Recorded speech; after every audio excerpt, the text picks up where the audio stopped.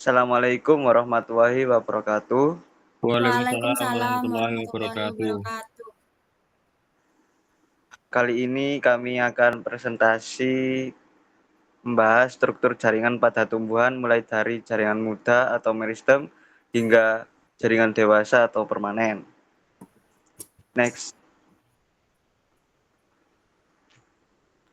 Sebelum kami lanjut ke materi, alangkah baiknya kita berkenalan terlebih dahulu. Nah, perkenalkan, nama saya Muhammad Alfi Nizar Muzaki dengan NIM akhir 020 dan rekan saya. Saya Nisrina Zulfanadia dengan NIM akhir 007. Saya Helmi Nasbulmanaf dengan NIM 023. Next.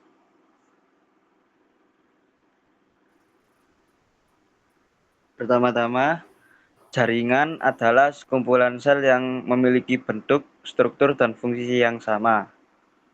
Pada tumbuhan, jaringan memiliki peran penting dalam menunjang pertumbuhan, perkembangan, serta kelangsungan hidup.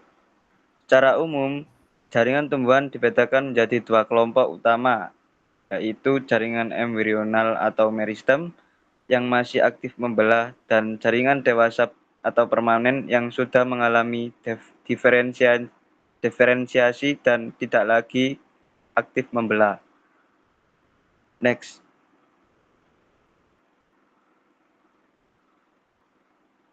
Selanjutnya yaitu jaringan embrional atau meristem. Jaringan embrional atau meristem merupakan jaringan muda yang tersusun dari sel-sel hidup berdinding tipis, berukuran kecil, serta memiliki inti sel besar dengan sitoplasma padat. Jaringan ini berfungsi untuk membentuk jaringan baru berdasarkan letaknya. Jaringan meristem dibedakan menjadi tiga, yaitu meristem yang pertama yaitu jaringan meristem apikal, terletak di ujung akar dan batang, dan berfungsi menambah panjang organ tumbuhan. Selanjutnya, meristem interkalar. Jaringan meristem interkalar ini berada di ruas batang, terutama pada rumput yang membantu pertumbuhan ruas batang. Dan yang terakhir, meristem lateral. Jaringan meristem lateral ini misalnya kambium dan velogen berfungsi menambah diameter batang atau akar atau pertumbuhan sekunder. Next. Ini akan dilanjutkan oleh rekan saya. Selanjutnya ada perkembangan jaringan meristem. Setelah meristem mengalami pembelahan, sel-selnya akan berdiferensiasi atau berkembang menjadi berbagai macam jaringan permanen atau dewasa. Ada 3 kelompok utama, yaitu jaringan pelindung, jaringan dasar, dan jaringan pengangkut. Yang pertama, jaringan pelindung atau epidermis dan gabus. Epidermis melindungi bagian tubuh tumbuhan muda, biasanya hanya satu lapis sel. Gabus muncul pada organ yang sudah tua, menggantikan epidermis lebih tebal dan tahan kekeringan. Yang kedua ada jaringan dasar atau parenkim, kolenkim, dan sklerenkim. Tempat berlangsungnya fotosintesis, penyimpanan cadangan makanan, serta penyokong organ tumbuhan. Yang ketiga ada jaringan pengangkut, yaitu xilem dan floem. Xilem untuk angkutan air dan mineral dari akar ke daun, kalau floem untuk berdistribusi hasil fotosintesis ke seluruh tubuh. Jadi meristem itu ibarat pabrik sel yang hasilnya membentuk semua jaringan penting agar tumbuhan bisa tumbuh dan berfungsi dengan baik. Next. Selanjutnya ada jaringan dasar. Jaringan dasar atau parenkim merupakan jaringan yang paling banyak terdapat pada tumbuhan, namun jaringan dasar tidak hanya parenkim saja, tapi juga kolenkim dan sklerenkim. Yang pertama ada parenkim, yaitu sel hidup berdinding tipis dan bisa membelah. Fungsinya fotosintesis, menyimpan makanan, dan mengisi ruang antar jaringan. Contoh dari parenkim yaitu parenkim mesofil daun untuk fotosintesis, parenkim sukulen untuk menyimpan air. Yang kedua ada kolenkim, yaitu sel hidup dinding sel menebal tidak merata dan tidak mengandung lignin. Umumnya di dekat epidermis, batang, atau daun.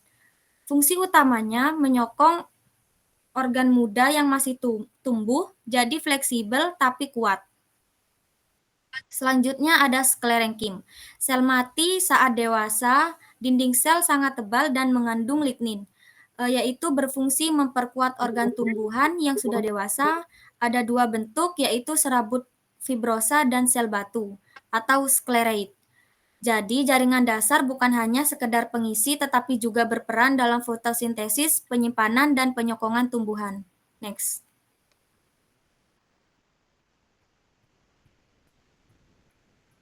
Baik, saya akan melanjutkan dari presentasi tersebut. Selanjutnya yaitu di sini saya akan mempresentasikan mengenai jaringan pelindung. Yang pertama yaitu epidermis. Epidermis di sini terdiri dari satu lapisan sel yang menutupi permukaan tubuh tumbuhan. Yang dimana epidermis tersebut berfungsi untuk melindungi jaringan di bawahnya dari kerusakan mekanis, kehilangan air, dan serangan patogen. Kemudian epidermis juga dapat memiliki modifikasi khusus seperti stomata untuk pertukaran gas dan trikoma. Trikoma yaitu rambut-rambut halus sebagai perlindungan tambahan. Kemudian yang kedua yaitu gabus atau peridom yang terbentuk pada batang atau akar yang sudah tua yang menggantikan epidermis. Kemudian dihasilkan oleh kambium gabus velogen yang berfungsi untuk melindungi organ dalam dari kehilangan air berlebihan dan gangguan lingkungan.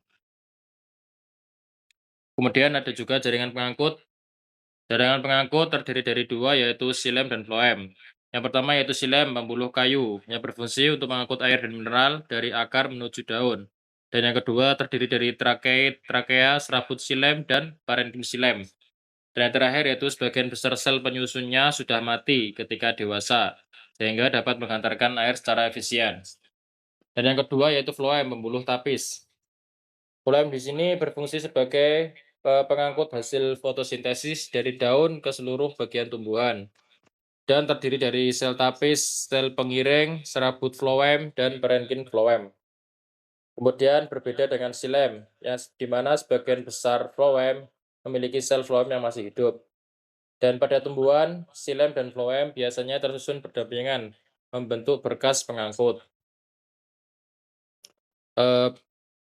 Untuk yang terakhir yaitu kesimpulan dari presentasi materi kali ini yaitu jaringan tumbuhan memiliki peran penting dalam pendukung kehidupan tumbuhan. Jaringan meristem berperan sebagai sumber pembentuk jaringan baru yang kemudian berkembang menjadi jaringan dewasa dengan fungsi yang lebih spesifik dan baik. Yang pertama yaitu tadi telah dijelaskan parenkim, yang dimana parenkim ini berperan dalam fotosintesis dan penyimpan cadangan makanan. Dan yang kedua yaitu kolenkim dan sklerenkim yang berfungsi sebagai penyokong tumbuhan, epidermis dan gabus untuk melindungi tumbuhan dari gangguan luar. Kemudian yang terakhir yaitu xilem dan floem menjadi jalur transportasi utama dalam distribusi air, mineral, dan hasil fotosintesis. Dengan adanya kerjasama dan dari semua jaringan ini, tumbuhan dapat tumbuh, berkembang, dan bertahan hidup di berbagai kondisi. Mungkin cukup sekian presentasi dari kami. Saya kembalikan ke moderator. Rekan saya Alfi.